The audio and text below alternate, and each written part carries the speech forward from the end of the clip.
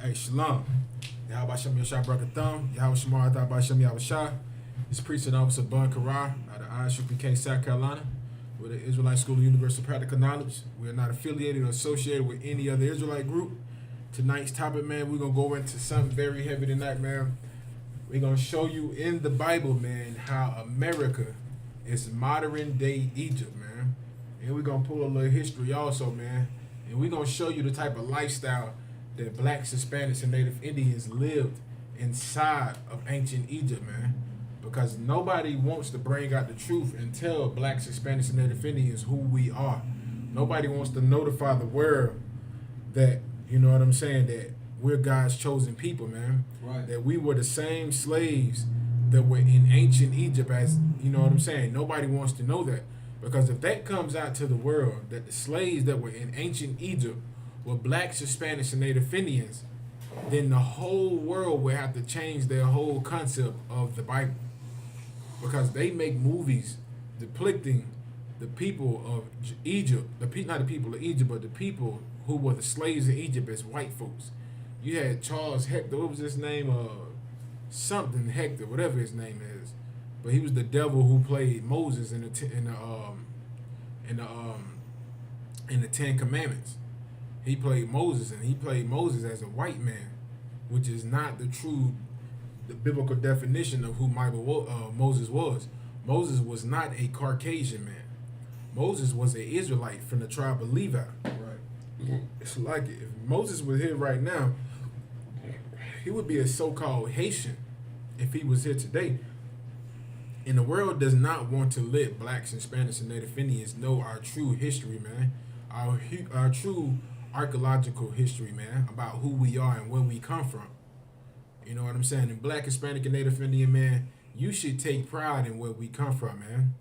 The worst thing that has ever happened to us in the history of America, or in history of this modern day era of the so-called Caucasian man's empire, with our slavery, was the number one reason how we can identify ourselves, man.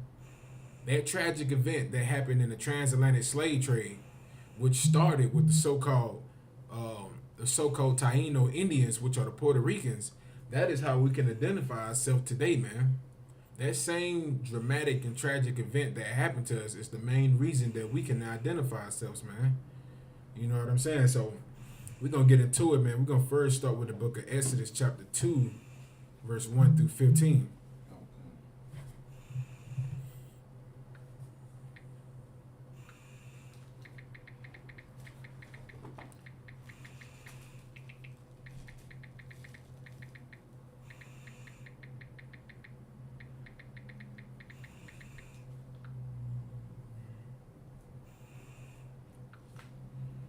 Exodus 2 and 1.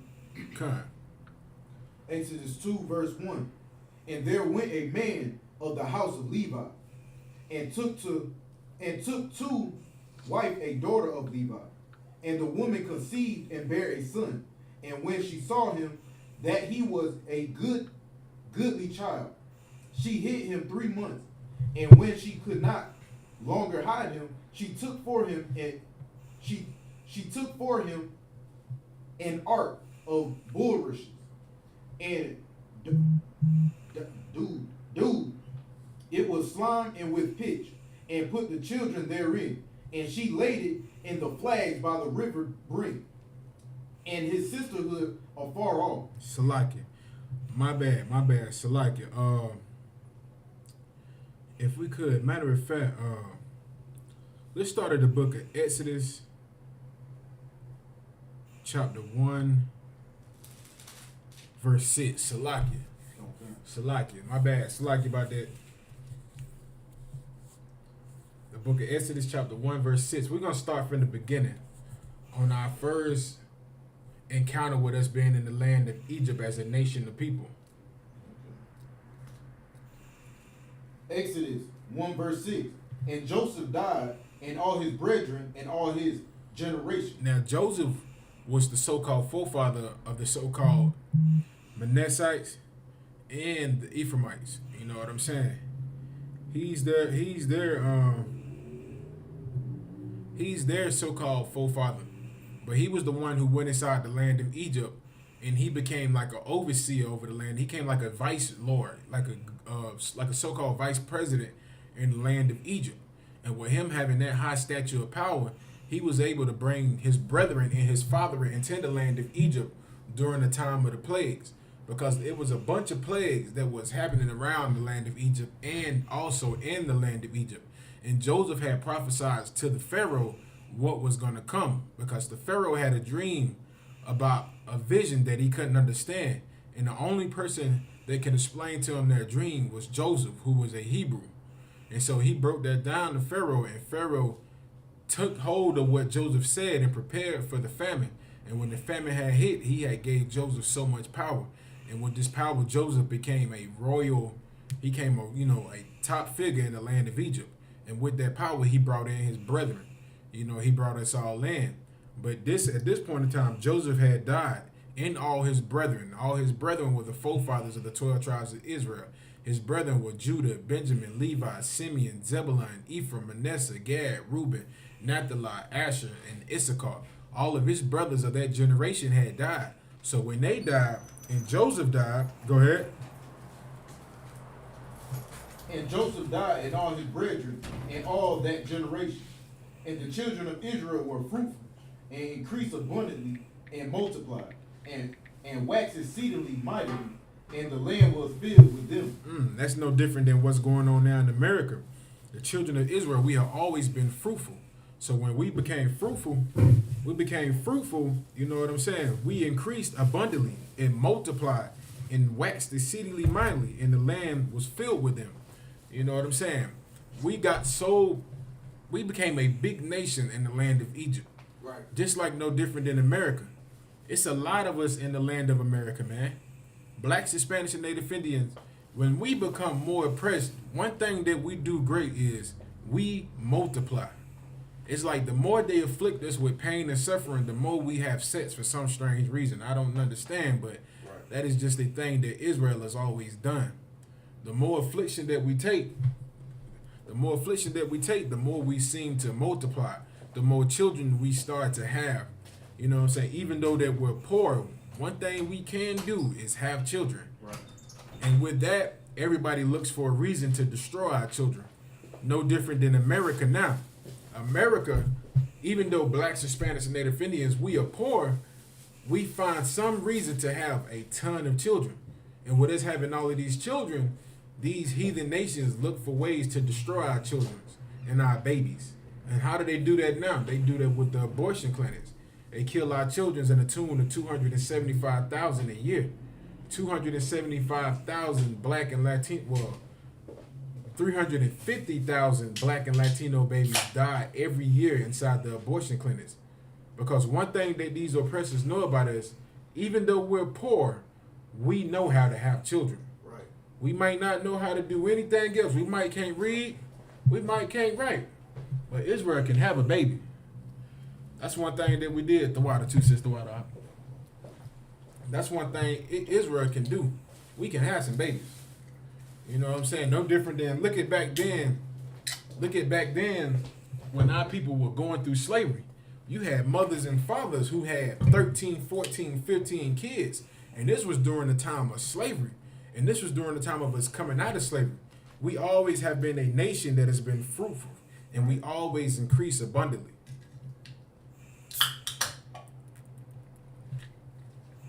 It's like it. You can go whenever you're ready up. Take your time also too if you want to, bro. Sure. Verse 8. Now there arose up a new king over Egypt, which knew not Joseph. Right, and a new king came into Egypt, and he didn't know about the things that Joseph had did. He didn't know Joseph, who was a Hebrew, who saved the land of Egypt. It's no different than now with America. How does America do now? They forget about all the great things that blacks, Hispanics, and Native Indians have done. We built this stinking, filthy country, and look how they treat us now. Right. Everybody has amnesia all of a sudden. Oh, well, you know, the past is the past. This is no different than this king that arose in the land of Egypt. He didn't know Joseph. He forgot about the great things that Joseph had done. Go ahead. Verse 9. And he said unto his people, Behold. He said what? Behold, the people of the children of Israel are more and Israel are more and mightier than we. And this is what the king said to his people. This is something he said to his people only. He said the people of Israel are mightier than we are. And it's no different than now. We're more mightier than this nation now. They try to play blacks, Hispanics, and Native Indians like we are a weak nation of people. But who's inside of these football arenas dominating? Who's inside these boxing arenas dominating? It's blacks, Hispanics, and Native Indians. We are dominating everything. Who's running your track teams? Who's doing these things? Blacks, Hispanics, and Native Indians. We are a mighty people, but with us being oppressed and not knowing our true nationality, we don't know anything. We done, man. Like, we're defeated. You know, one thing that people like to say is a man without his past doesn't know his future. And that's us right now. We don't know our past, so how can we do anything with our future? Right. But thanks to the Most High giving this truth to Commanding General Yohana and establishing the Isupk, we're able to find out our past. And now we're able to dictate how our future will be. And we know how our future will be. And if you got any comments too, any questions, you got it. Kazamar says, like, sir, where the 12 forefathers, where the 12 forefathers, the one that sold their brother Joseph into slavery? He said, where are they?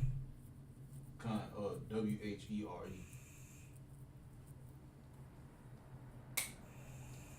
I'm kind of confused on that question.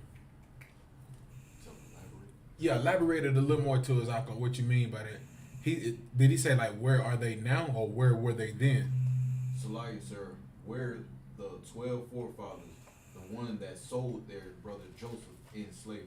Right, it was Judah, Levi, Simeon, Zebulun, Gad, Reuben, Naphtali, Asher, and Issachar.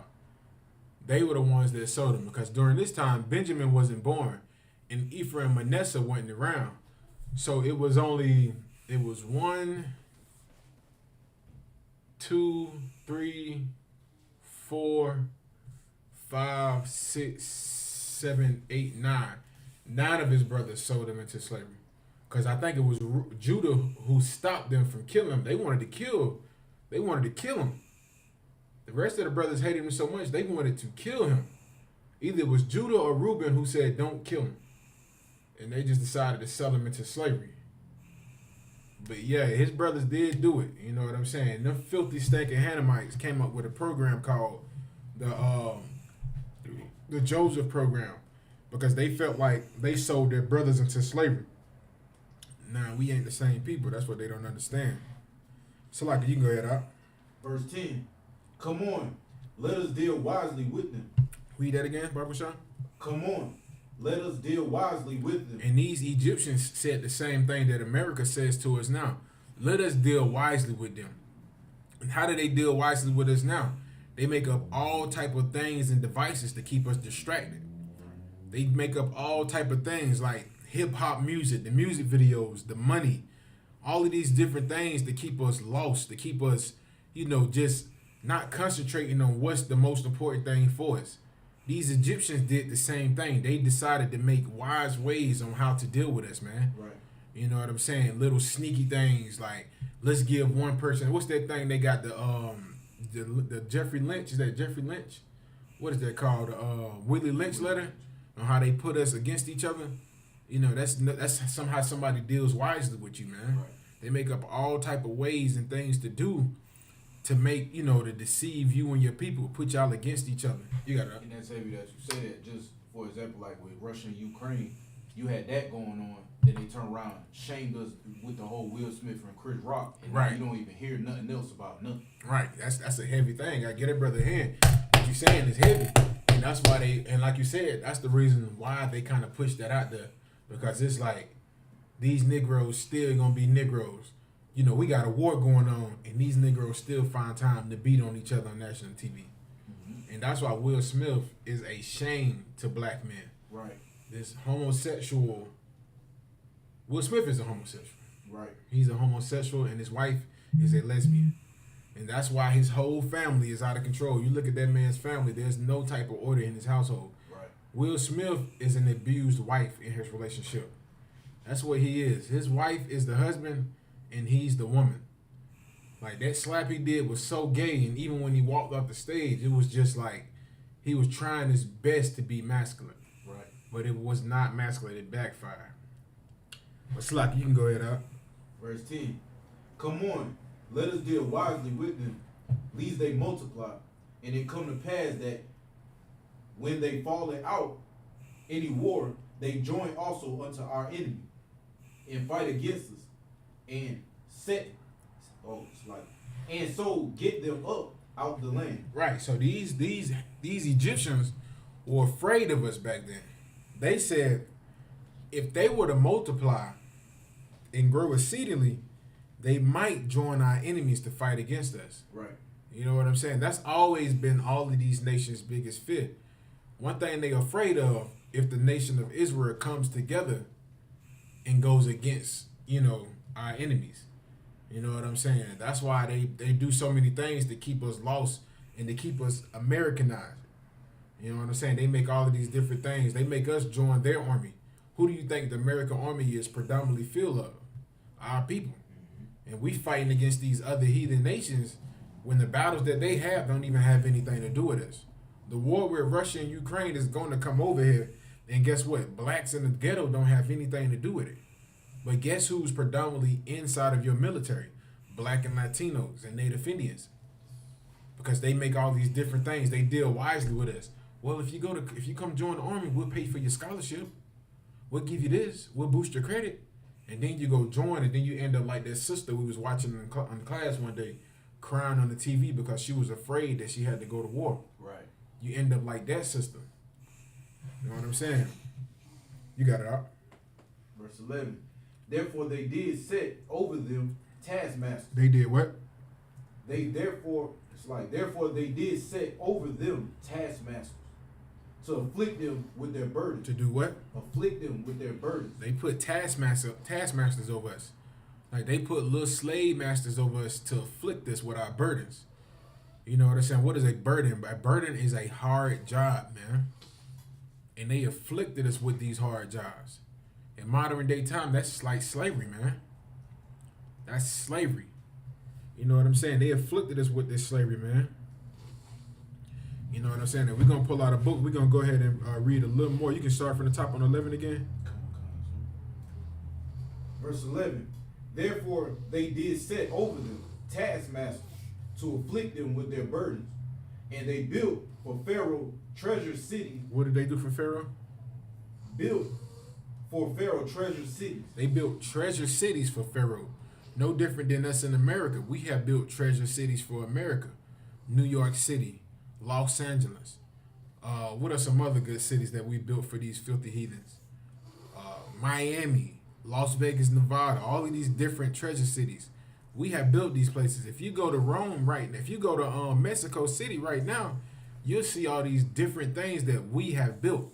You go to Brazil, they got a giant statue of Caesar Borgia, and guess who built that? You think Spaniards came over there and built that? Or was it Brazilians that built that? The Brazilians today would be the so-called tribe of, would that be Asher? I think that's Asher or Naphtali. I think it's Naphtali. It's one of those. It's Naphtali or Asher. Our people built great cities during the time of Egypt and during the time of this captivity also. You got it up. Pithom and Ramsey. Verse 12. But the more they afflicted them, the more they multiplied and grew. Damn, that's horrible. That's horrible to a heathen. The more you make them work harder, the more you beat them, the more stress you put on them, the more they have children. Now, that's like the complete opposite of what an oppressor wants to happen. That's no different than America, like I said. They have oppressed us so much, they think that it will put an end to us having children. They put us in so much oppression. They put so many diabolical rules and laws on us. You would think we would be like, let's not have any kids. You see what they doing us? Right. We did the complete opposite. They beat us and whipped us, and we had 13 children. Right. They be like, damn, how did that happen? How the hell you beat the slaves? He go home and beat his wife a different type of way. And now they got a bunch of kids. They were confused, man. No different than in Egypt, man. You got it up. And they were grieved because of the children of Israel. And the Egyptians made the children of Israel to serve with rigor. Ooh, that means they made us serve hardcore bondage, man. That means they made our lives hell. Go ahead. And they made their lives bitter with hard bondage and martyr and in brick and in all manner of service in the field. And what? All manner of service in the field. We were working in the fields back then. Right. We're gonna get a book. We're gonna bring out some more information to show you. We're gonna bring out some more information to show you that these devils know who we are, man. These devils have the exact idea on who we are. Don't let anybody ever tell you that you are an African American, man. Because we are not African Americans. We are not Native Indians. We are not Latinos or none of that. We are the 12 lost tribes of Israel. Right. And we have the books to back this up and tell you, man. We have the history to show you that they know who we are, man. And whenever you got it, Shayal, you can read it out, Baba Kasha. The book is The Black Image in the White Mind, page 74. The originator of the new scientific ethnology was Dr. Samuel George Morter of Philadelphia, who published a book in 1839 that promised to bring an end to loose speculations about racial origins and differences by opening an era of hard-headed and imperialism mordants. Crania Americana was the result of years of collecting and examining human skulls. That's another great book to get also, which is, I think it's a little expensive. But this devil right here did archaeological evidence, man, and he wrote books to show that there was a difference between the Negroes and the so-called Africans, man. Like, this devil knew this. What year did he write this book in up? 1839. This is 1839 when this book was written, to show that they knew the difference of who we were, man. Go ahead. As he gathered and studied the cranium of different types of men, Morter became aware of the differences between white, Indian, and Negro skulls. So he knew the difference between Negro, Indian, and white skulls with the studying of the cranium, which is the head, which is the skull. So this devil started to study the skulls, and guess what he found out? He found out that there was a difference between blacks, Native Indians, and so-called white people. Right. Go ahead. And of the fact that the ancient crania from a given race did not seem to differ from those of their modern descendants. So this was a fact. This was a proven fact that their craniums did not differ from their ancient ancestors. So those stupid devils who like to tell you that the ancient Eskimos changed colors when they got into the air, whatever they like to say, that stupidity that they like to say, that the Jews might have been black, but they turned white, you know? That is not true. This devil said that this was a fact, that the cranial skulls did not change. You got it out. Morton concluded that the races had always had the same physical characteristics. And so he said that the races always had the same physical characteristics. So guess what? If the Jews were black in the land of Israel back then, guess what? The Jews of Israel would still be black to this day. Right. Because their cranial and their physical traits would never change, man. Right. Go ahead. And by implication, the same mental qualities. In the 1840, Morter... It's like my bad. And he also said the same mental qualities. So what they did back then, they would still be doing to this day. That's why when you look into the Bible in Songs of Solomon chapter 1 verse 5, and then you read down to Songs of Solomon chapter 1 verse 9 through 10, it tells you how the Israelites wore gold in their mouth. Right. How they wore chains of gold around their neck. That has always been the characteristics of the children of Israel. Right. We always been a flossy type of people. We always been a flashy type of people. That's one thing that these devils know about us. That's why they always try to offer us the bling and the money. Right. Because they know Israel is a flossy type of people. We a royal nation of people. So like, and one thing about us, we like to look good. Right. Damn right. I don't think there's nothing wrong with you trying to look good, man. Ain't nothing wrong with that. But these heathens, I don't. They try. They try their best. They try to look good like us. Everybody want to do it like blacks, Latinos, and Native Indians. But nobody can do it as best as we can. Right. You got it out. In the 1840s, Mortar collaborated with George R. Glidden, an Egyptologist who provided him with mummy heads and information about the racial significance of Egyptian tomb inscriptions. Right. So he got with another Egyptologist who gave him mummy skulls, and he gave him information from the tombs that he found in Egypt. Go ahead. In Cranial, published in 1844, Morton pointed out that both cranial and archaeological evidence showed that the Egyptians were not Negroes. They said what? The Egyptians were not Negroes. So the Egyptians were not Negroes. They found this out in the 1800s, man. In the 1830s and the 40s, they knew for a fact that the Egyptians were not Negroes. Right. Go ahead. As abolitionists and colonizationists had maintained. Right. So guess what? Your stupid Egyptologists like to say black people are Egyptians. Black people are Egyptians. Guess what, you idiots? The white man was saying the same thing in the 1830s. Right. He was saying the same thing in the 1830s. So that whole Egyptologist, black people are Egyptians, you got that from your slave master. You got that from your daddy. Daddy told you that the Egyptians were black. Right. That we were Egyptians. But these devils found out in the 1840s that the Negroes were not Egyptians. Like so-called, now who did he say said that up? No, you Guy good. named George R. Glidden.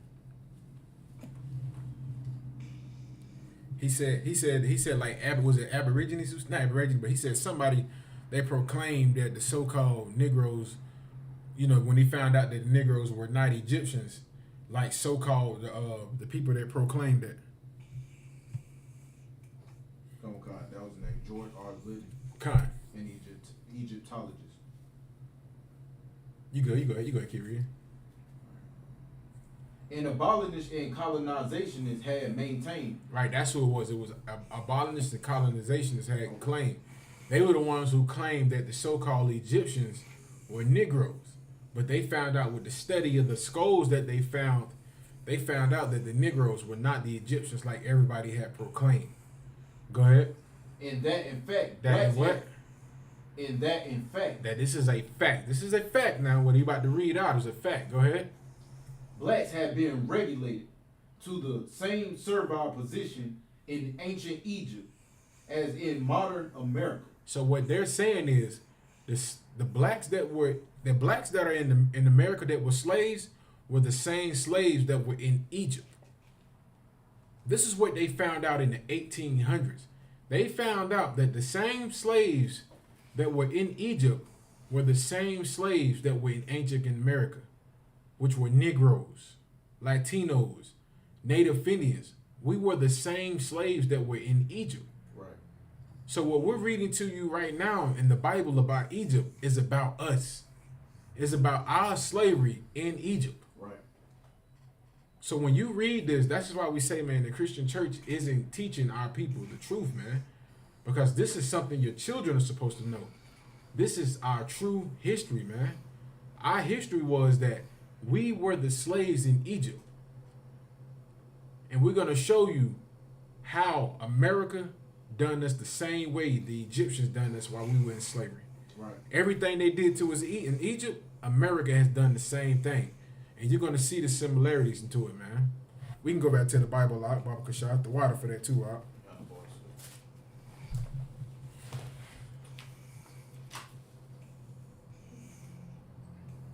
And you can start at 11. Exodus 1 and 11, Baba Kashaf. Okay. Exodus 1 and 11. Therefore they did set over them taskmasters to afflict them with their burden. Doesn't that sound familiar? Think about it. Remember this always.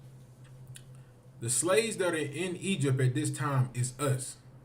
This is us. What we're reading about right now in the book of Exodus, this is us that it's talking about. So this is what they were doing to us. They set over us taskmasters, aka slave masters. They set them over us to afflict us. Go ahead. And they built for Pharaoh treasured cities. So we built cities, no different than now. Guess who built Washington, D.C.? Black people.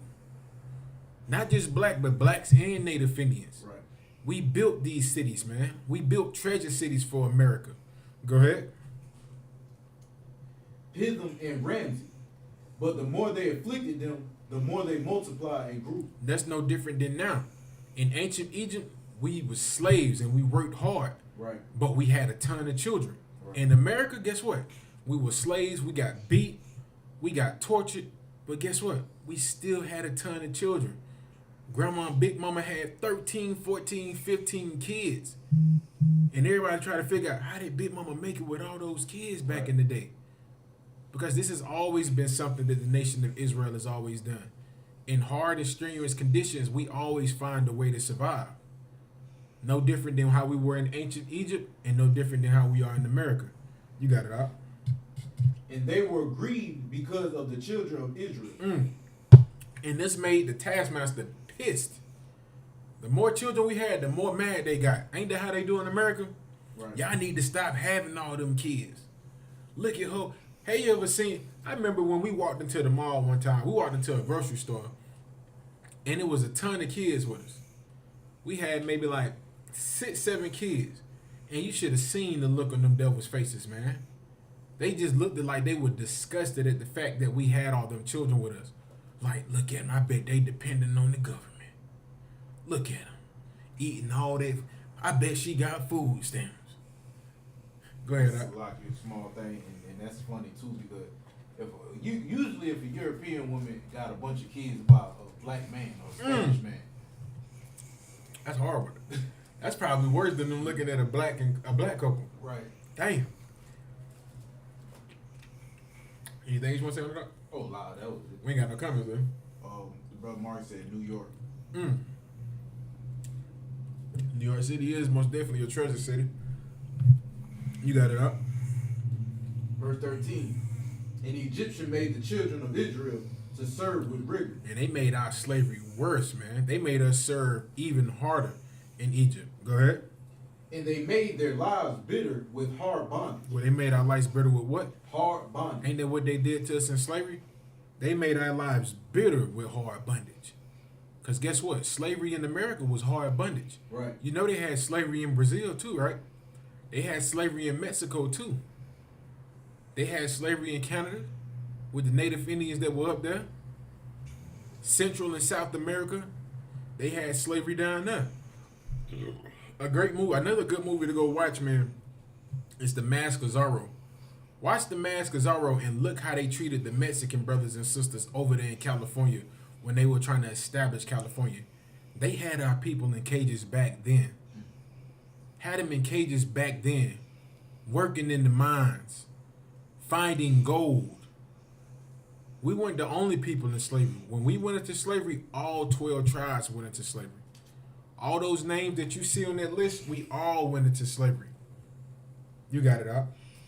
In mortar and in brick and in all manner of service in the field. Damn, we was in the fields in the land of Egypt. We were building cities back then in the land of Egypt. This is nothing new. The slavery that we are in right now is no different than us being in slavery in Egypt, man. We had to work the fields in the land of Egypt.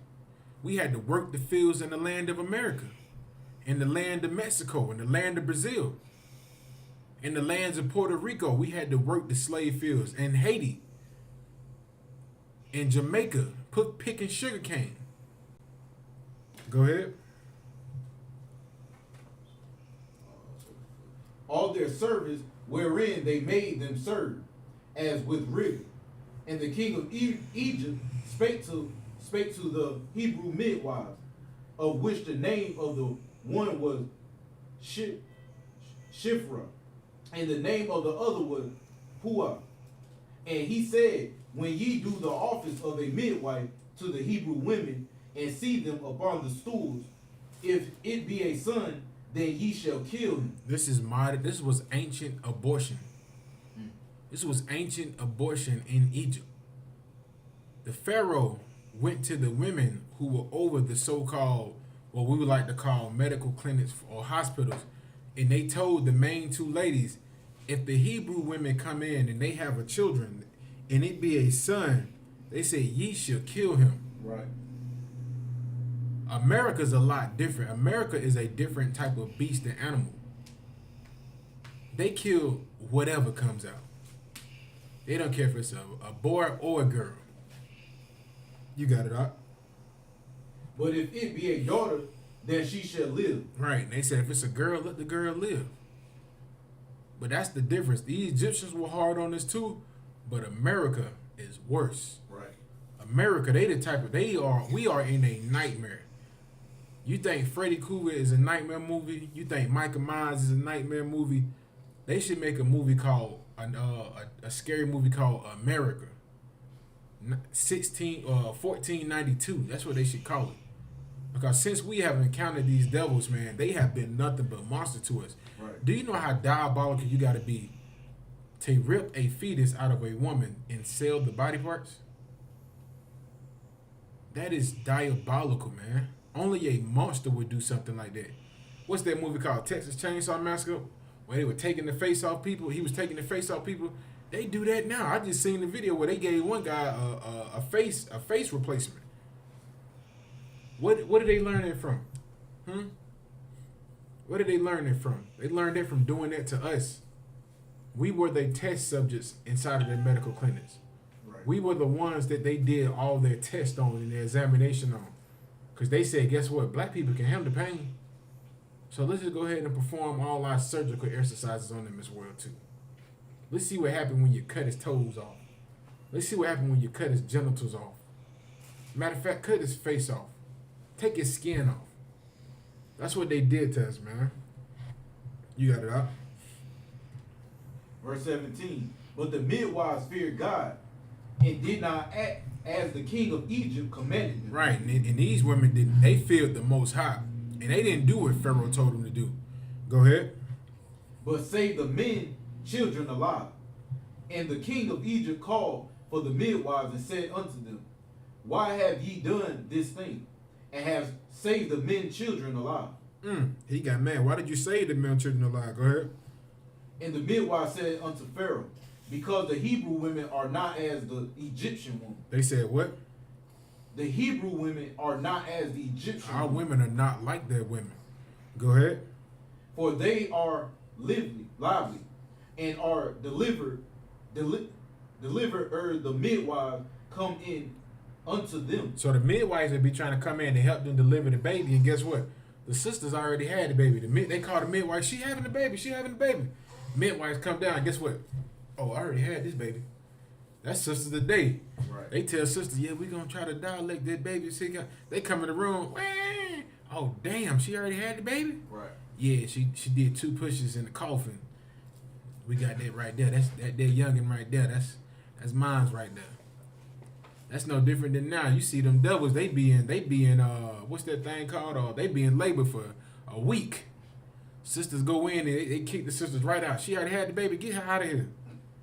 Them devils going there, them Edomite women going there, they be in labor for 6 years trying to push that baby out. You get old Israelite sister, she going there. 2 and 3, how you want it? 4 and 5, 6 and 7, how you want it? That's why they had to make birth control. It's nothing. Sisters are having babies like it ain't nothing. And they know that. That's why they had to make birth control and abortion clinics. Things to slow us down. Right. You got it up. Verse 20. Therefore God dealt well with the midwife, and the people multiplied and waxed very mightily. We had more. Go ahead. And it came to pass, because the midwives feared God, that he made them houses. Mm-hmm. And Pharaoh charged all his people, saying, every son that is born ye shall cast into the river, and every daughter ye shall save alive. Think about that.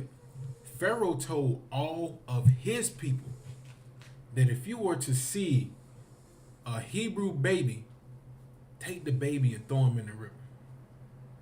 This is what he told his people to do to our people. That's no different than what they did to us in America. You had sisters with kids.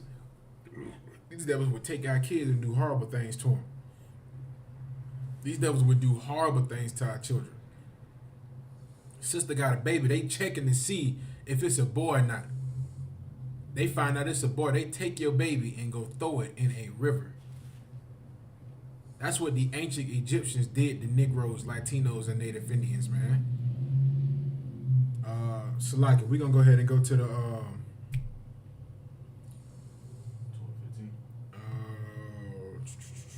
Salaki, I got it right here.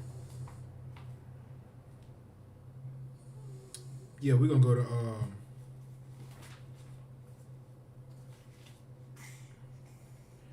yeah, we can go ahead and go to 1. We're gonna get into Moses. Exodus 2 and 1. Try to push it a little bit. Exodus 2 and 1.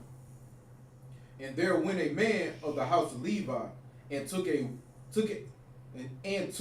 wife a daughter of Levi, and the wife conceived and bare a son.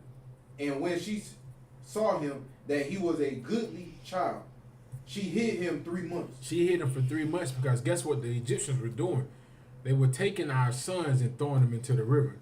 So she had to hide her baby for 3 months because he was a boy. Go ahead.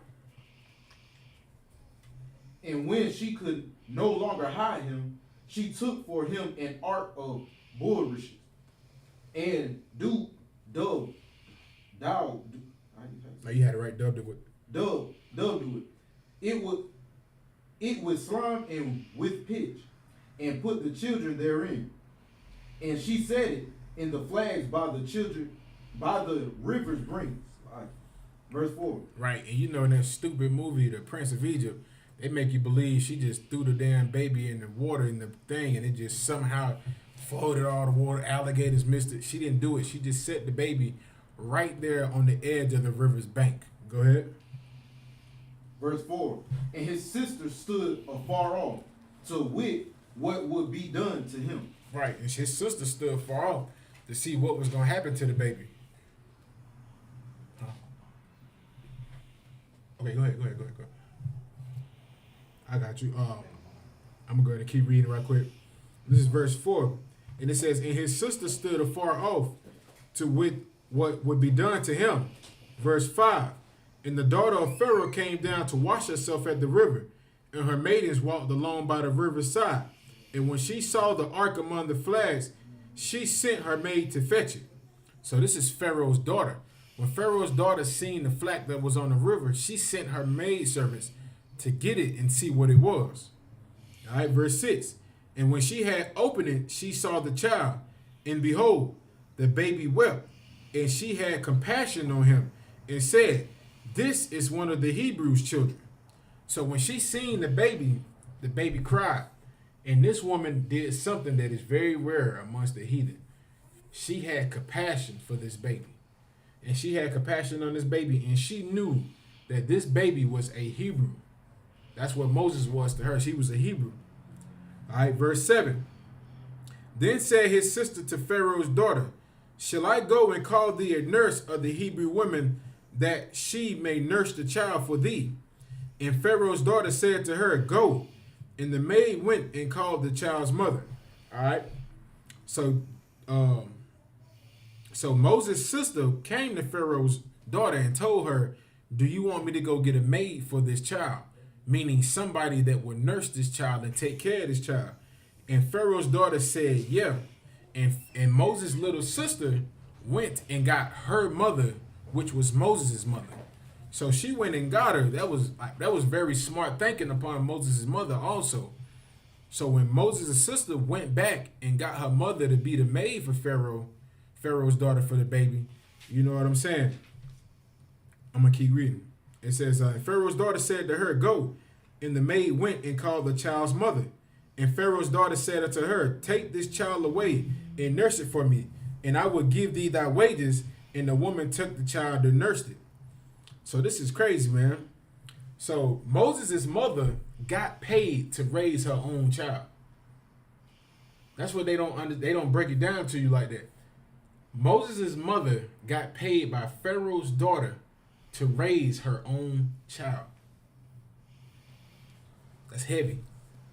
The Lord was with Moses even back then. So like, we ain't got no more drink. We got no more drink. Come. All right, I'm gonna keep reading. Okay, come. The water, I appreciate it. All right, verse 10. And the child grew, and she brought him unto Pharaoh's daughter, and he became her son. So when Moses grew to a certain age, she brought Moses back to Pharaoh's daughter, when he had grew up a little more. And it said, and she called his name Moses, and she said, because I drew him out the water. So Pharaoh's daughter came up with a name for him, and she called him Moses. All right. And it says, and it came to pass. I appreciate it. It says, and it came to pass in those days when Moses was grown, that he went out unto his brethren and looked on their burdens and spied an Egyptian smiting a Hebrew, one of his brethren.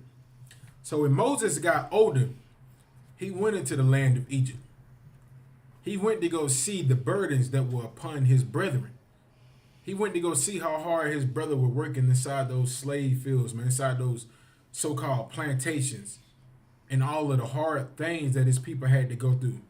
He didn't stay up inside his he didn't stay up inside his big seat in the White House or keep his ranks inside of America. He didn't do any of those things. He didn't do what your Christian pastor does, who likes to sit in his giant mansion and enjoy his lifestyle. Right. Moses went down and seen the burdens that were upon his brother. You want to start? You want to read up? Come, you go ahead. Verse 12. And he looked this way and that way, and when he saw that there was no man, he slew the Egyptian and hid him in the sand. So this Egyptian that was beating and killing one of his brothers, Moses killed him. Moses killed him because that heathen was killing his brother, man. This is the question what I would ask people right this. What would we call that today if you seen a so-called heathen beating on one of your people? One of the so-called slave masters beating one of your people. What would we call that today? What's another word for that? Anybody can answer that question too.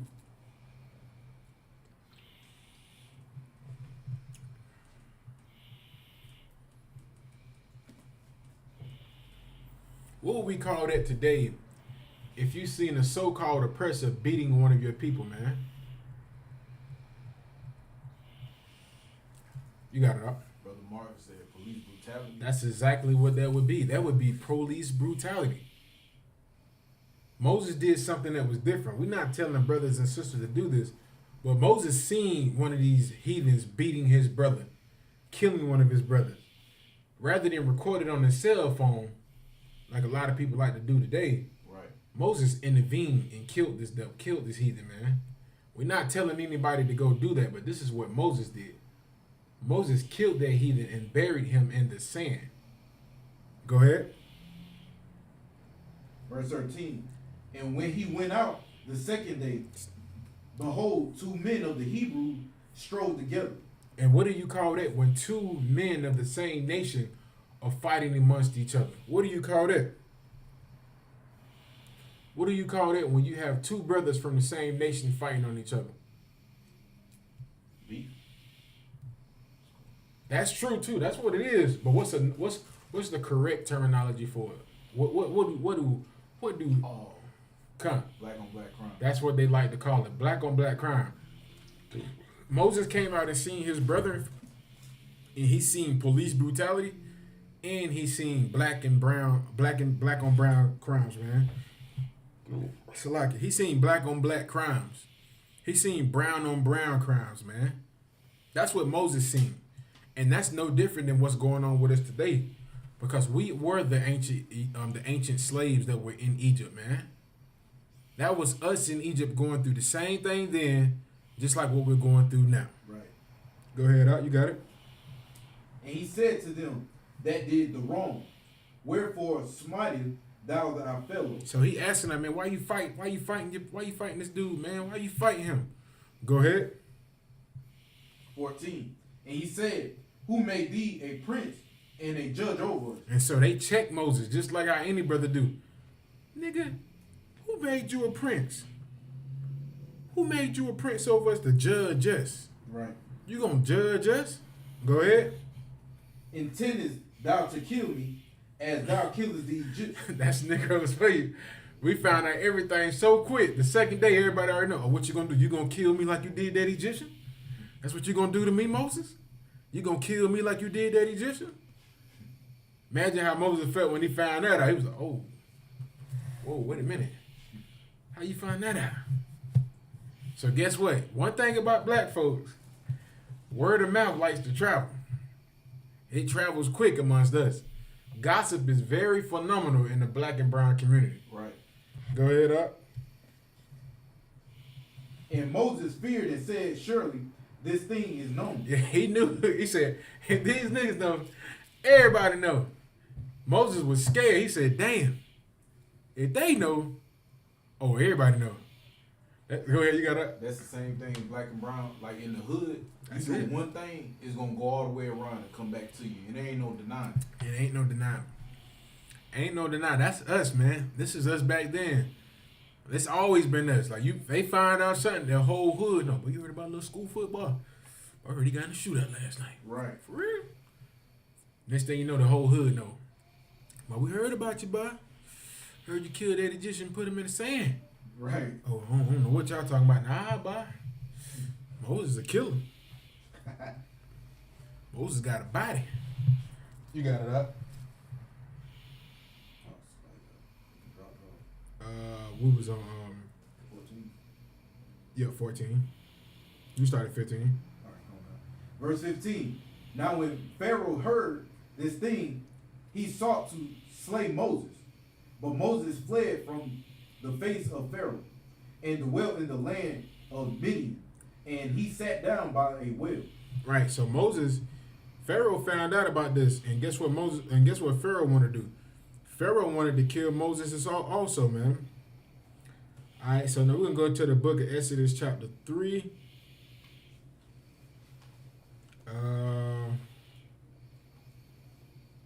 We're going to start at 7. Exodus 3 and 7. And the Lord said, I surely seen affliction of my people, which are in Egypt, and have heard their cry by reason of their taskmaster. For I know their sorrow. Right, so this is the Lord speaking to Moses. And this is Moses speaking to the Lord. This is when Moses found the burning bush. And no, you pot smokers, this ain't weed. Right. You weed heads look for any reason to get high. If Moses talked to the burning bush, he was getting high. No, you just a crackhead who Right. needs a real counselor. We can provide that for you here in the Isupk. Right. Smoking weed is not good. It's not healthy. You're just a drug addict. Go ahead, out. You got it? Verse 8. And I come down to deliver them out of the hand of the Egyptians. Right. Slide, you got it. And to bring them up out of the land unto a good land, out of that land unto a good land and a large, unto a land flowing with milk and honey, unto the place of the Canaanites and Hittites and the Amorites and the Perizzites and the Hivites and the Jebusites. Now therefore, behold, the cry of the children of Israel is come unto me, and I have also seen the oppression wherewith the Egyptian oppressed them. Right, and the Most High seen the oppression that we were going through in the land of Egypt. And if we could, we're going to go to Revelation chapter 11, verse 8. Baba Kasha. You know that. Yeah, you can hold it right there.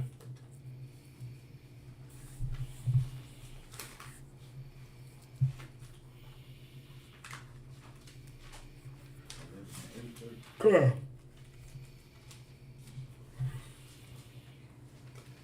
Revelations 11 verse 8.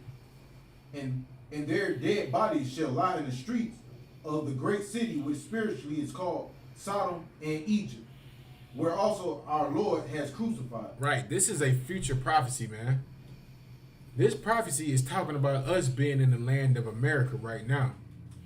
And it says in this scripture right here, it says, our dead bodies should lie in the streets of the great city. America is that great city where our dead bodies lay in the streets. Right. How many dead bodies have you seen in the streets of America, man? A black, Latino, or Native Indian man. You have seen tons of our dead bodies lie in the street. They left Michael Brown's body in the streets for what, 4 hours? Michael Brown was a teenager who got shot in the head by Darren Wilson, a cop, and they left his body in the street for hours, man. Tamir Rice murdered at a park while playing with his 9-year-old sister with a toy gun, man. Sandra Bland, that young sister who was 15 years old, I cannot stand to watch. I watched the video one time. It was a young sister who was fighting because these girls came to her house to fight her. She was 15 years old. These girls came to her house to fight her. And the girl was trying not to fight him, but she fought and she pulled out a knife.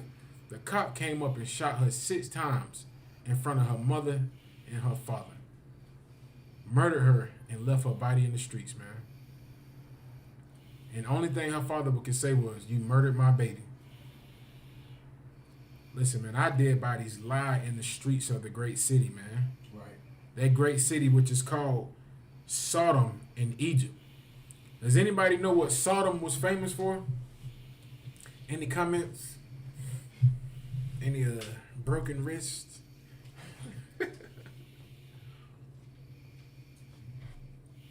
Anybody know what Sodom was famous for? Any comments? Let me know when we get a good comment in up.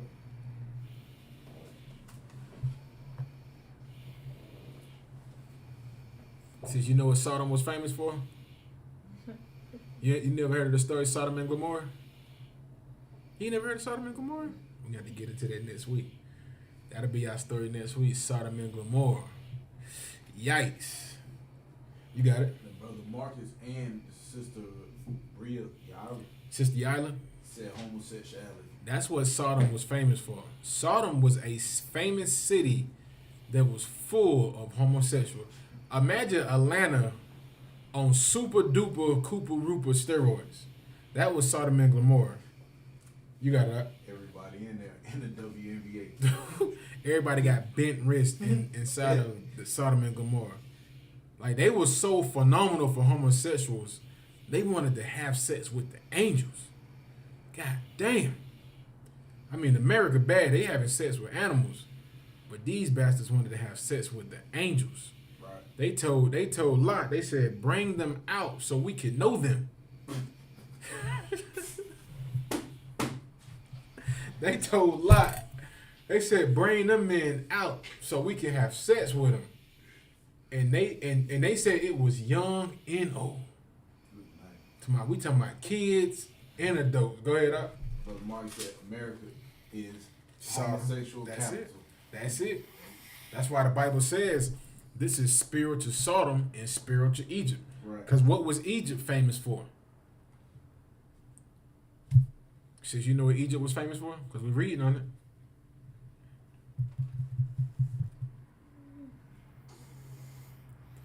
We're going to give you a little more time because sis new to this. Right, right.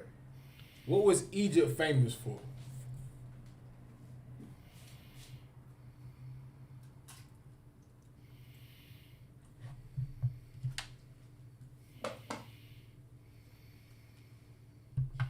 You got it up. Brother Mark said slavery. That's right. Egypt was famous for the slavery of the children of Israel. America has that same spirit as Egypt and as Sodom and Gomorrah, because America has put the children of Israel in slavery again, just like the Egyptians did. Right. And they have also adapted that same spirit of homosexuality, just like Sodom and Gomorrah. But this is one thing they don't tell you. What happened to the land of Sodom and Gomorrah? And what happened to the land of Egypt? And if you could, we probably, you go ahead and do your thing, but we also gonna get that article of the. Hey, is that one of them good charges right there? Is it? Old droid. That's the old droid. Damn. Shard leave his charger here, didn't it? Nah, I think brother Akaz had to use a charger and help him out. We dug in the night. Oh no, that's not it. Salaki. Damn, my phone about to go dead. We ain't got no big charger. That's my fault. I think I left mine in the car. I got the links though. I got the link. Okay, Karen. Oh, you Can want me to get them? Yeah. Can you pull that link, Salaki?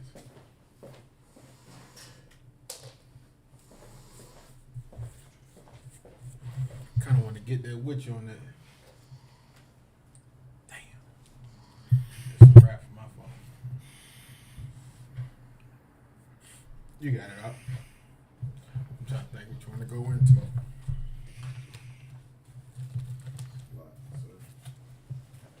It's the one with the gay lovers, Salaki. Not trying to sound so aggressive with it. The secret history. Yeah, the secret history. Let's go into that one. Did anybody answer that question? What happened to Egypt and what happened to Sodom and Gomorrah? Brother Marcus said God brought them down, and then T. Alva said Genesis 19 and 24. T. She said Genesis 19 and 24. Damn right. You want to get Genesis chapter, the scriptures the sister pulled?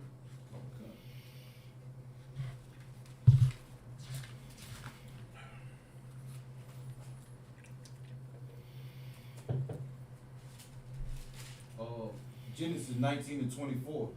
Then the Lord raised up Sodom and upon Gomorrah brimstone and fire from the Lord out of heaven. Give that sister a hand. And guess what? That's what's gonna fall upon America, man. Right. Fire. Yeah, that sister, and she right. All right, so you go ahead. Yeah, you go ahead and get that article out.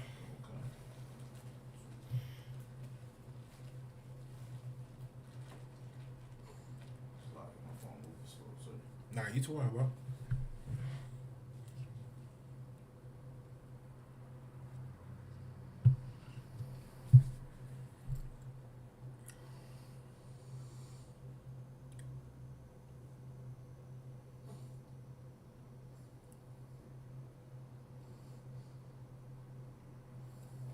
I mean, you want me to use the G word, or you know how sensitive they is. They haven't banned it yet from South Carolina. They have put a ban on it in Florida, but we Tawab as of right now until we hear elsewise. We should use the F word, so it's a lot. Right, that'd be the perfect word to use right there. All right, on regular is. I'm just gonna say flamings. You flamers. That's all I can get. You got it out. Medium.com. The secret gay history of ancient Egypt. The what? Secret gay history of ancient Egypt. Your Egyptologist today learned about the secret gay history. That's what they learned about. You got it up. Homosexuality in ancient Egypt, a complicated relationship. Ancient Egypt is usually associated with marvelous tombs filled with gold, magnificent structures in the form of the Great Pyramids and the ruling dynasties of pharaohs. However, the ancient yet great civilization was similar to many other states today. Oh, wait. So guess what? Ancient Egypt was like Atlanta back then. They said just like modern states today, San Francisco, AT aliens. What's some other homosexual states that they got rampantly running? Asheville, North Carolina. It gets real weird out there after dark. Now, I wouldn't recommend anybody go out there. What's the song go? The freaks come out at night. What? You better be careful. You got it out. You got it. When it comes to homosexuality, it was seen as unnatural and not accepted in society. While there is much evidence that testify that homosexuality was not the norm, there are other speculations that its remnants were found even at the highest strata of the social ladder within ancient Egypt. So your high-ranking members in Egypt were homosexuals. No different than now in America. Your high-ranking people, you don't think some of these high-ranking people in America are gay? Right. Everybody knows majority of your so-called oppressors, the so-called oppressor, so-called white men, we all know most of them are homosexuals. Mm-hmm. You know what I'm saying? They fraternities are so gay. They make you lie in the casket butt naked. They make you put an egg in your mouth and transfer the egg over to another man's mouth, to another man's mouth, to another man's mouth, to another man's mouth. Boy, it's gay. That's all I can say. You got it up. Even though they are scores, these clues do not stop historians from gauging in the prevalence of homosexuality. From the holy books that talk about homosexuality to the potential practice of it by Egyptian emperor. Damn. Egyptian emperors was getting it in. Then we got that other one. It's another article I sent you too. Yikes, that article. Switch over. Yeah, you can switch over. That's enough on that. It's another article. The article should be called Yikes. That's what it should be called. Transition. The history. Transgender history. Yeah, let's go with that one. I think that might be the one. It's another one too, but you can do that one right there though. It's another. Matter of fact, I think it's another about the god that they had. That's it. That's it. God, this is one of your Egyptian gods. Let's read about this, you Egyptologists. Galah priests, Galah, were priests of the Sumerian goddess Inanna that made up a significant number of personnel of both temples and palaces. That Inanna sounds very Hamitish. Inanna. Go ahead. The central institution of Mesopotamia city-states. That's where Abraham's father was from. Go ahead. Originally specialists in singing lamentations, Galah appeared in the temple records dating back from the middle of the 3rd millennium BC. According to the old Babylonian text, Enki created the Galah specifically to sing heart-soothing laments for the goddess Inanna. Cuneiform reference indicates the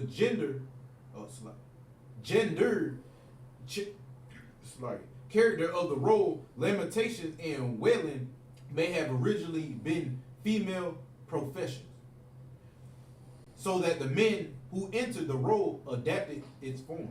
Damn. So the men that adapted this role had to act like a woman. So you had a bunch of men in ancient Egypt that took on this role as the priest for the female goddess Unana. Unana, like I like to say. They would dress up like Tyler Perry. Right. They would dress up like RuPaul. Right. Oh my goodness. Jesus Christ, Lock it. That's scary. That is very scary. I wonder who would win a fight between RuPaul and Medea. I say Medea just a little more gangster. Lock it. That's a big Negro. He probably would choke slam RuPaul through the underworld. Salak, you got it out. Their hymns were sung in a Sumerian dialect known as El Misal, normally used to render the speech of female gods, and some Kala took female names. Homosexual proclivities are implied by Sumerian proverbs which read, "When Gala wiped off his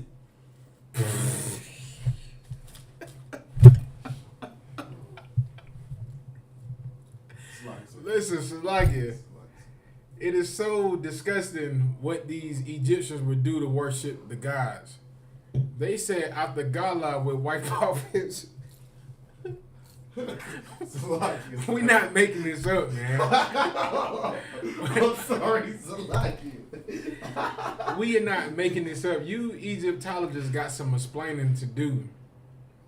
They said the ancient priest. Good night. That made me cry. Oh, Salagi. You don't have to say what it says, but I'll fight through it, sir. All right, They need this. Con, y'all need to hear this. Read it a little. Go up a little more and read it out, Baba Kashar. Good night. Just a little bit. Their hymns were sung in a Sumerian dialect known as Emisal, normally used to render the speech of female gods. And some Galad took female names. Homosexual proclivities are implied. The Sumerian proverb which read, when the Gala wiped off his behind, he said, I must not arouse that which belongs to the mistress. God damn. So they always have been doing homosexual activities to worship their gods, man. No different than the Christian church. All that singing and dancing and screaming and shouting.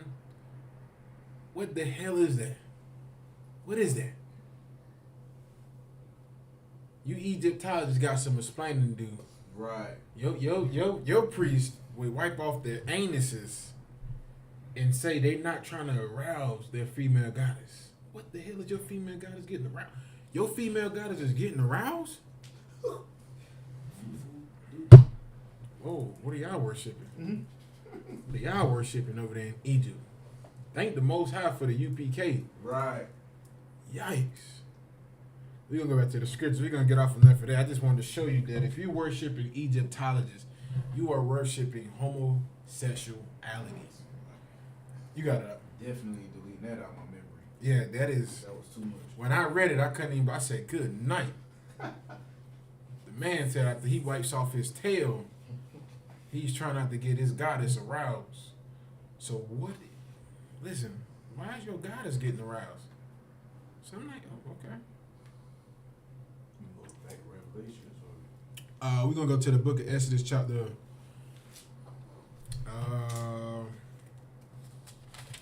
What time we at, huh? 8:32. 8:32. All right, let's go to Exodus 4:1. Exodus 4:1. And Moses answered and said, but behold, they would not believe me. Salaki.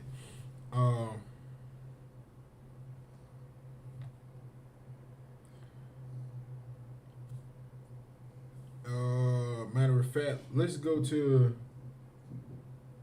the book of Exodus chapter 3 verse 16. Okay. Exodus 3:16.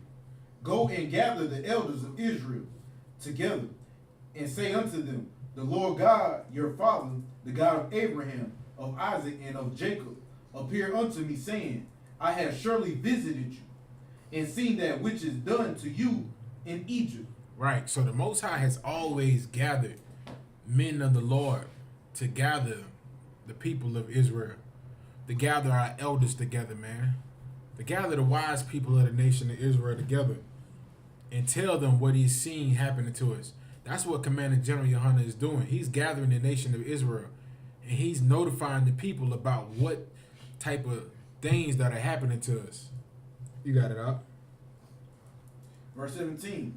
And I have said, I will bring you up out of the affliction of Egypt unto the land of Canaanites and Hittites and the Amorites and the Perizzites and Hivites and Jebusites unto the land flowing with milk and honey. And they shall hearken to thy voice, and thou shalt come, thou and the elders of Israel, unto the king of Egypt, and ye shall say unto him, the Lord God of the Hebrews hath met with us. And now let's go. We beseech thee 3 days' journey into the wilderness, that we may sacrifice to the Lord our God. Right. So the only thing Moses wanted Pharaoh to do was to allow us to sacrifice to the Lord for 3 days. Think about this. We are slaves in Egypt. And the only thing Moses wanted Pharaoh to do is to allow us to go sacrifice to our Lord, our God, for 3 days. If you could, we're going to go ahead and go to... I'm trying to think.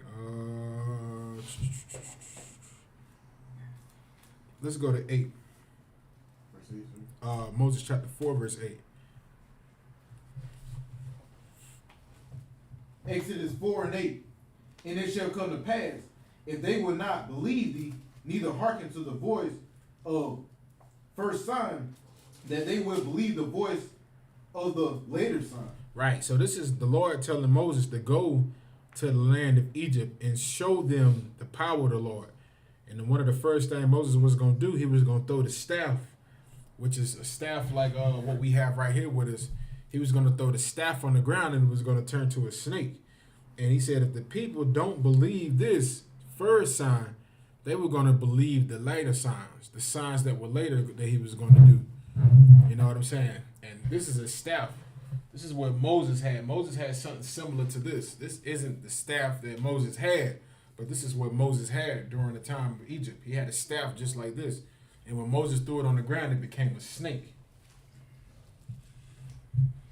All right, Salaki, you can go ahead, keep going up. Verse 9. And it shall come to pass, if they will not believe also these two signs, neither hearken unto thy voice, that thou shalt take of the water of the river, and pour it upon the dry land, and the water which thou takest out of the river shall become blood upon the dry land. Right, so if they didn't believe the first sign you showed them about the snakes, the second thing you was going to do was going to take water and pour it onto dry land, and it was going to become blood upon the dry land. Go ahead. And Moses said unto the Lord, O my Lord, I am not eloquent, You right. eloquent, neither herefore nor since thou hast spoken unto thy servant, but I am slow of speech and of a slow tongue. So Moses had like a stuttering problem. So Moses allowed his stuttering problem to kind of get him discouraged a little bit. Because one thing about Israel will roast you. They will roast you. Right. One thing we are phenomenal for is roasting people. And Moses knows, he kind of figured like, if I got a stuttering problem, ain't nobody really going to listen to me and take me seriously. Because Israel, everything is a damn joke to us just about. Moses might be serious as hell. He starts stuttering. Somebody going to start laughing.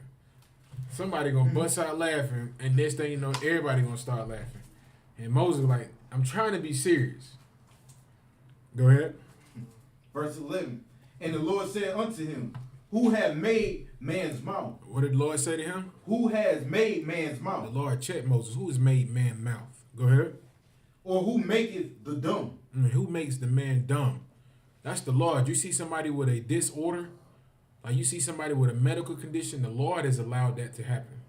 Those are scriptures on that too. Just like the child that was born blind, the man that was born blind. The prophets asked Jesus, they asked Yahushua, that's his biblical name. Jesus' name in Hebrew is Yahushua HaMashiach. Right. The prophets asked Yahushua HaMashiach, when they sent the man that was blind, they said, who has done this to him? Was it the mother's fault, the father's fault? Or was it his fault from his past life? Because they knew the Lord made this man deaf or blind. Right. Slack, you can go ahead, Doc. Or deaf, or the seeing, or the blind. Have not I the Lord? Now therefore go, and I will be with thy mouth, and tease thee what thou shalt say. Right. Now let's go to the book of Exodus chapter 5, verse 1. Exodus 5 and 1. And afterwards Moses and Aaron went and told Pharaoh, thus saith the Lord, God of Israel. The God of who? Israel. The God of everybody. Israel. The God of Israel. This is the God of Israel, not of everybody. The God of the Bible is not the God of everybody, like the church loves to say. He is the God of Israel. Go ahead. Let my people go. Do what? Let my people go. And when we go on them street corners every Saturday, we're telling these filthy heathens, let our people go, man. Damn right. Go ahead. That they may hold a feast unto me in the wilderness. And Pharaoh said, who is the Lord? Pharaoh said what? Who is the Lord? He said, who is the most high, man? Go ahead. That I should obey his voice. Oh, arrogant bastard. Go ahead. To let Israel go. I know not the Lord, neither will I let Israel go. Just like all these disgusting, filthy heathens, they take our God for a mockery. and none of them want to let us go. You think the so-called oppressor here in America wants us not to be slaves in this land? You think they gonna let us all celebrate the Passover at one time? You know what type of hell blacks and Hispanics and Native Indians got to go to try to make it to the Passover? Right. You got to lose your jobs. You got to lose your house. You got to put everything on jeopardy, on the line, just to go serve the Lord, man. And it is well worth it. Go ahead. Verse 3. And they said, the God of the Hebrews have met with us. Let us go, we pray thee. 3 have met with us. Oh, slide. Let us go, we pray thee. 3 days' journey into the desert, the sacrifices unto the Lord our God, lest he fall upon us with pestilence or with the sword. Right. They said, let us go serve our God, because if not, the Lord will fall upon us. Meaning the Lord gonna kill us if we don't come and serve him. Right. That's what we need to learn now. The reason why we are dying in the streets of America, the streets of Central and South America, the streets of the UK, the streets of Jamaica and Haiti, is because we're not serving the Lord. Right. Go ahead. And the king of Egypt said unto them, wherefore do ye, Moses and Aaron, let the people from their works get you unto your burdens? This disgusting bastard said, who are you to let the people not work and do their burdens, man? Who are you to say the people ain't got to work? He said, now go ahead and get back to work. Go ahead. And Pharaoh said, behold, the people of the land now are many, and ye make them rest from their burden. He said, it's so many of y'all. Now you want them to take a break from working? Because one thing all of these oppressors know is, it's so many of us, you can't give us a break. Right. If you give us a break, their economy falls. And Pharaoh knew the same thing. He said, it's so many of you. How are you going to give the people a rest from their burden? How is my economy going to continue to establish if I let all of y'all go on a break for 3 days? You mean to tell me I got to let all of y'all go on a break for 3 days? Nah, man. Go ahead. And Pharaoh commanded the same day the taskmasters of the people and their officers, saying, ye shall no more give the people straw to make brick, and herefore let them go and gather straw for themselves. Like, damn, we already slaves. We already making brick. They didn't have machines to make brick. Back then, you had to take mud and straw and mix it together. If you go to Egypt right now, and you go up to some of those tombs that they got, you can still see the straw inside of those blocks that they made. Because back then, what our people would do is we would take like regular clay and mash it together with our feet and with water, and we would throw straw in it. And sometimes we would set it on fire to make it kind of harden up real quick. And that's what we would call concrete back then. Right. We didn't have the machines. And you would have brothers stepping their feet inside the concrete to make it. And they came out with an article when we did an article. I don't know if y'all sent it to you or not, but they said the ancient slaves in Egypt were at the age of 7.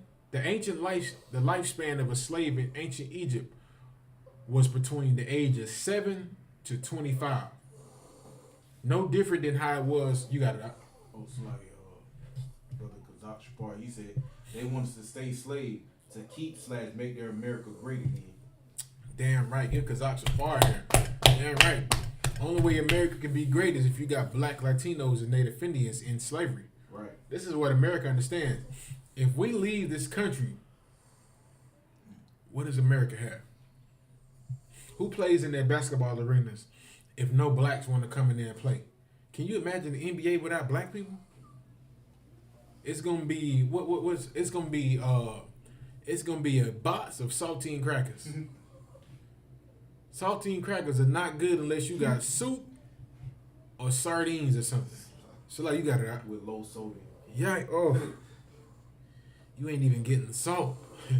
Low sodium saltine crackers. It's just gonna be disgusting. I don't know a lot of people that eat saltine crackers unless you're in the hospital. That's it.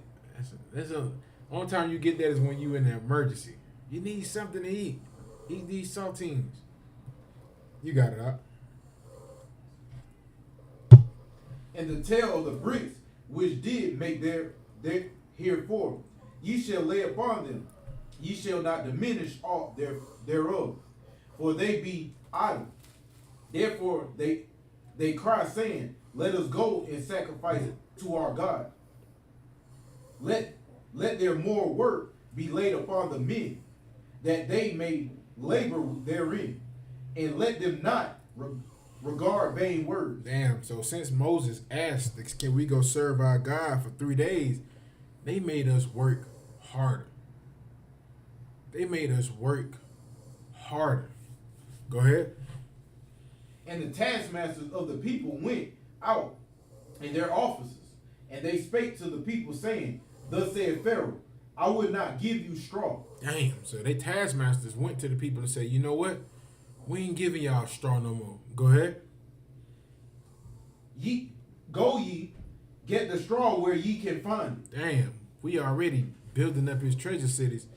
They told our people, go get your straw wherever you can find it at. Wherever you know you can get something from it, go find it. But we ain't giving you nothing. And guess what? If you don't have the straw when you ain't building nothing, you still gonna get beat. Ain't that how they did us in modern day slavery? Somebody mess up, we all gotta pay for it. Right. Go ahead. Ye not aught of your work shall be diminished. So the people were scattered abroad throughout all the land of Egypt to gather stubble instead of straw. We were everywhere trying to find straw, man. Scattered out. We done lost our damn. We in a panic trying to get all this straw because they beating the hell out of us. And now we trying to come up with the straw to help build this filthy, disgusting empire. Go ahead. And the taskmaster hasted them, and saying, fulfill your works, your daily tasks, as when there was straw. They said, even though you ain't got straw, continue to do the same work that you did when you had it. Go ahead. And the officers of the children of Israel, with Pharaoh's taskmaster, had set over. Read that again. And the officers of the children of Israel, with Pharaoh's taskmasters, had set over them. So he had got our own people that the taskmaster set over us. What they like to call them, the house Negroes. This was your house Negroes. Let's find out what the house Negroes said. Go ahead. Were beaten and demanded. Damn, they got their tail beat too. I was about to say something else. They got beat too. Go ahead. Wherefore have ye not fulfilled your task in making brick, both yesterday and today, as herefore? Then the officers of the children of Israel came and cried unto Pharaoh, saying, wherefore dealest thou thus with thy servant? Them house Negroes came back to Pharaoh, was like, yo, why you doing this like this? What did we do? Why you dealing so harshly with us? Go ahead. There is no straw given unto thy servants. And they say to us, make brick, and behold, thy servants are beaten. But fault is in thy own people. And they telling Pharaoh, like, you want us to build straw, you want us to build bricks, but we ain't even got the straws. They not giving it to us. In other words, the straw would be like, hey, you got it up. And that sounds like modern day now. Like when holidays come around, they'll work you harder, but don't want to hire nobody. Don't Right. want to up the pay. They got you doing just crazy stuff on holiday. They got you doing 3 and 4 jobs. And like you said, they don't want to hire nobody. They working the hell out of you. And then what happens if you quit? You ain't got nothing. You can go ahead and go to 17. Okay. Verse 17. But he said, ye are idle.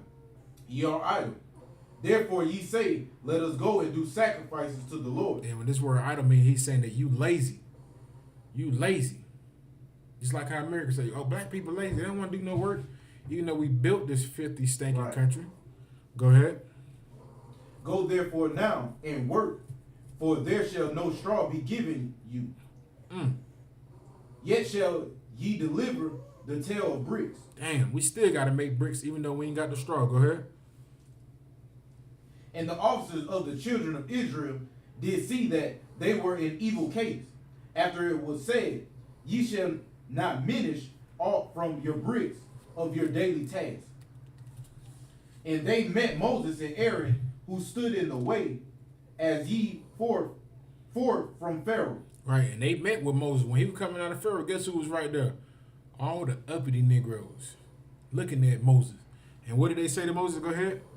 And they said unto them, the Lord upon you, the judge, because ye have made our Savior to be abhorred in the eyes of Pharaoh. And that savior is like a taste. You know how you eat something, it has a sweet savior to it? So they told Moses and Aaron, you have given us a bad taste in the mouth of Pharaoh. You're giving us a bad taste. Go ahead. And in the eyes of his servants to put a sword in their hands to slay us. And Moses returned unto the Lord and said, Lord, wherefore hast thou so evil entreated this people?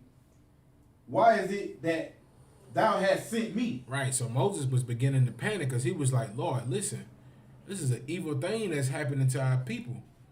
You know, why have you sent me to do this to our people? Go ahead. For since I came to Pharaoh to speak in thy name, he hath done evil to this people. Right, and since I came to speak in your name, he has done evil to thy people. All right, we're going to go to the book of Exodus chapter 7, verse 1. Exodus 7 and 1. And the Lord said unto Moses, see, I have made thee a God to Pharaoh. He made Moses something for Pharaoh to look up to. Like Pharaoh was going to get to a point where he was going to begin to look up to Moses. Go ahead. And Aaron thy brother shall be thy prophet. Right. Thou shalt speak all that I command thee. And Aaron thy brother shall speak unto Pharaoh, that he send the children of Israel out of his land. Right. What time is it now? 52. 12:52. 8:52. Let's try to go to the book of Exodus chapter 12, verse 1. We're going to try to go through this last chapter right quick, just to show you what the Most High did to the land of Egypt. Salaki, I know we spent a lot of time, but we're going to try to go ahead and knock it out with this last chapter right here. Exodus 12 and 1. And the Lord spake unto Moses and Aaron in the land of Egypt, saying, this month shall be unto you the beginning of months. It shall be the first month of the year to you. Speak ye unto all the congregation of Israel, saying, in the 10th day of this month, they shall take to them every man a lamb according to the house of their fathers, a lamb for a house. Right. So the Most High he told Moses to tell the children of Israel that this day was going to be the beginning of months for y'all. So the Most High was establishing our calendar for the nation of Israel. This is what he was doing with us then. Like we was living off a whole different calendar system, no different than what we live off now. Right. In America, we live off the Julius calendar. The Julius calendar. That's why you got all the months named after Greek and Roman gods. The month July is named after Julius Caesar, because we live out the Greek and Roman calendar. Go ahead. Verse 4. And if the household be too little for the lamb, let him and his neighbor next unto him, his house, take it according to the number of the soul. Every man according to his eating shall be made your count of your count for the lamb. This is brotherhood. Now they saying the Most High told Moses to tell the people of Israel, if you got a lamb and it's too much for your household, go to your neighbor, which is another Israelite, and you break bread with him too. Right. That's no different than now how we be at camp sometimes, because we are poor. We ain't rich. Right. We be at poor. What we do? Hey, how much everybody got? You got 10? You got 5? You got 6? And it'd be gracious if a sister might give us a little money also and help out. Like that one sister who was working at Papa John's who came through and made a nice donation to the school. You know what I'm saying? Made a nice donation to the school for brothers to be able to get things that we need for this school to help provide for our people. You know, we be out the camp sometimes. Brothers put money together to eat. It's no different than here. You know, if a household didn't have enough to eat, you go break bread with your brother next door, man. And that's what we should be doing in the black and brown community now. Right. Go ahead. Your land shall be without blemish. A male of the first year, ye shall take it out of the land, out of the sheep, or from the goats, and ye shall keep it keep it up until the 14th day of the same month, and the whole assembly of the congregation of Israel shall kill it in the evening. And they shall take of the blood and strike it on the two side posts, and on the upper door posts of the houses, wherein they shall keep it, eat it, slightly. Verse 8.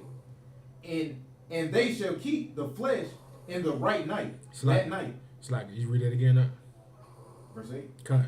And they shall eat the flesh in that night, roast with fire and unleavened bread. Right, so this is where we get the feast of unleavened bread from. Go ahead.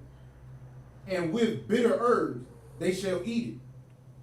Eat not of it raw, nor sodden at all with water. Right, don't boil it either. And don't do like the so-called oppressor and eat your meat raw. Because the oppressor, he'll eat a steak with blood flinging right out the damn steak, out the lamb, and call that juicy. Right. Go ahead. But roast with fire his head with his legs, and with the pertinence thereof. And ye shall let nothing of it remain until the morning, and that which remaineth of it until the morning ye shall burn with fire. So we was gonna cook that lamb, but we like to call it a barbecue. You was gonna cook that thing over a fire, man. And you was gonna eat as much as you could that night. And whatever you had left over, you was gonna burn it with fire. Go ahead. And thus shall eat, and thus shall ye eat it, with your loins girded, your shoes on your feet, and your staff in your hand. Right, because guess what? We was going to get ready to come out of the land of Egypt. So you were going to eat this food with your loins girded, with your shoes on your feet, and your staff in your hand. You're going to eat this food and be ready to go at the same time. Go ahead. And ye shall eat it in haste. It is the Lord's Passover. It is what? The Lord's Passover. Damn right. This is the Lord's Passover. Go ahead. For I will pass through the land of Egypt this night, and will smite all the firstborn in the land of Egypt. So the Lord's Passover is what? From 12 again, from the top? For I will pass through the land of Egypt this night, and will smite all the firstborn in the land of Egypt. So the Lord's Passover is when the Lord came through the land of Egypt, skipped over the children of Israel's houses who had the blood on their doorpost, and he smite the firstborn in the land of Egypt. Go ahead. Both man and beast. Both what? Man and beast. Good night. That's a real gangster. Right. You think the leader of your gang member is a real gangster. The Lord is a gangster. Right. He come through and kill the firstborn of every man and of every beast. You come up the next morning, your damn dog dead. Right. Your cow dead. Your chicken dead. That old rooster back there croaking dead. Right. That's gangster. That's real gangster. Go ahead, Doc. And that's another heavy point too, because even though it's a firstborn, your dad might be that firstborn. Yikes. I was just saying. And guess what? You might be your dad's firstborn. Right. So not only did your dad die, but they would die too. Right. Good night. Damn, I'm trying to get that scripture out. Go ahead, out. You got it. Both man and beast, and against all the gods of Egypt, I will execute judgment. I am the Lord. And the blood shall be to you for a token upon the houses where ye are. And when I see the blood, I will pass over you, and the plague shall not be upon you to destroy you. Read that again, if you could, Baba Kushak. And the blood shall be to you for a token upon the houses where ye are. And when I see the blood, I will pass over you. He would do what? Pass over you. He would do what? Pass over you. That's the Passover. The Passover is when we listen to the Most High. Right. Because guess what? This was an order from the Lord. Not telling anybody you got to go put the blood on your post and do it now. But this was an order to see who was obedient to the Lord. And who was obedient to the Lord, guess what? You got to live. Right. And if you were disobedient to the Lord, guess what happened? That angel didn't pass over your house. Right. It killed you. Go ahead up. And the plague shall not be upon you to destroy you, when I smite the land of Egypt.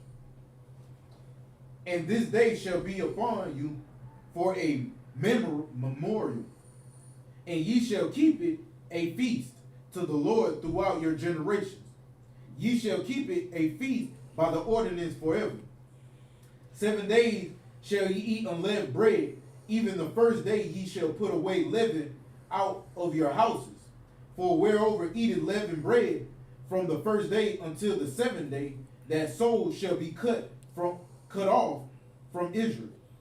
Right, and this is the Feast of Unleavened Bread. That's what we do right now. Right now, next week is the Passover.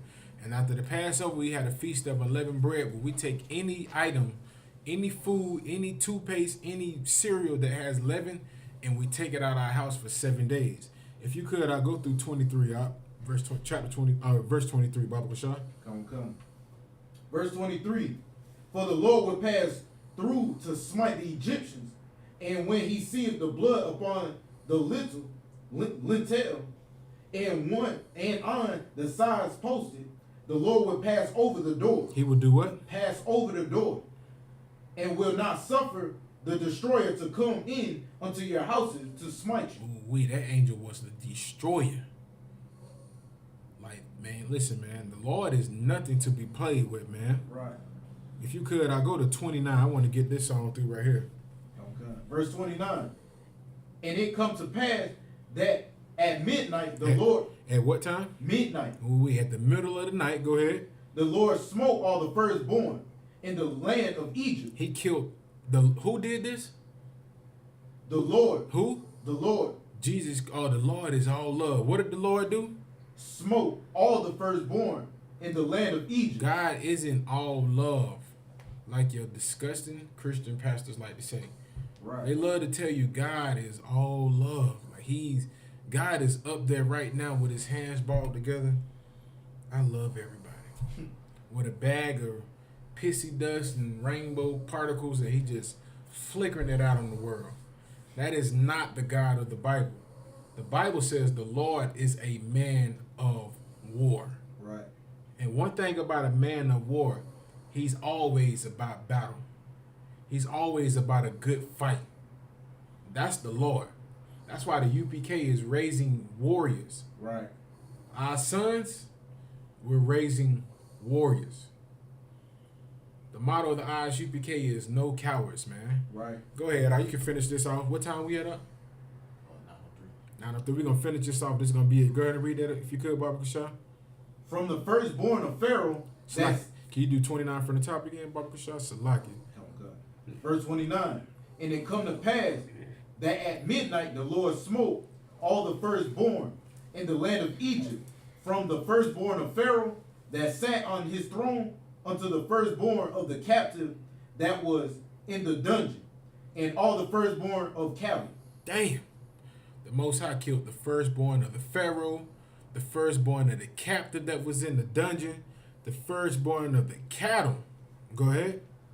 And Pharaoh rose up in the night. And Pharaoh rose up in the middle of the night. Go ahead. And he and all his servants and all the Egyptians, and there was a great cry in Egypt. And that scream, imagine back then, all of our people, because this is us. This is blacks, Hispanics, and Native Indians back then. Imagine us all together hearing the screams and the cries that came from the land of Egypt. Right. Because the Most High had killed all the firstborn of their people. He killed all the firstborn of everything in the land of Egypt. Imagine us sitting in our land in Goshen, hearing the screams that came from the land of Egypt. Go ahead. For there was not a house where there was not one dead. There was what? Not a house where there was not one dead. There was not. Listen. What did that say again? For there was not a house where there was not one dead. Every house in the land of Egypt, somebody was dead in it. Right. You think about America right now, if the Lord did that to America. Imagine in America, every household had a dead body in it. Right. Imagine that. That was the land of Egypt. That's what the Lord did to those who decided to oppress his children. What do you think God's gonna do to the land of America, man? You think you think coronavirus is man-made? Coronavirus is a plague from God. The war with Ukraine and Russia right now is something that the Most High is brewing up, man. Next week we'll go into that too to show you how the Most High is the one who is allowing all these nations to come together and go to war, man. And with that, man, we're a little over the time. But Commander General Yohana tonight, man, he's doing the Black Watch, the Grill Live. It started at 9 o'clock, man. Tune in. That's all I can tell you. Tune in. Right. With that, I'm going to pass the class over to Priest and Officer Shaya Allah.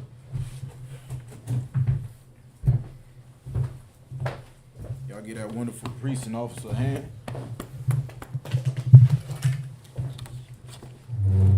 ISUPK security announcement. We had an ISUPK start out 1 West 125th Street, Harlem, New York. Rule for a brother and sister. When a new brother or sister come into the school, they are off limits for 6 months. They are to be the saluted only. They are here to share themselves of the word. If they need transportation, the teacher will arrange it. After 6 months, if a brother or sister has a interest in a particular person, he or she must get permission from the head to speak to a brother or sister.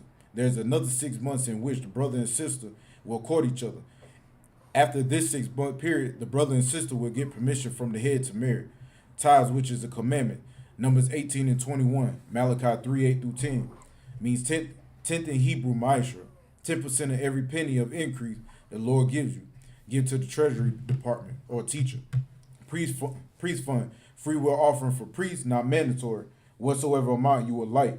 Upholy convocation. Passover. 14th day of the first month. Friday, April 15, 2022. Exodus 12, 1 through 51. Leviticus 23, 4 through 5. 1 Corinthians 5, 7 through 8. 2 Chronicles 30 and 17. Reminder to Akim and Atwath to check the bulletin board in the hallway. If anyone wants to become a trooper in the school, start wearing all black boots, shirt, pants, headband, and scarf. And with that,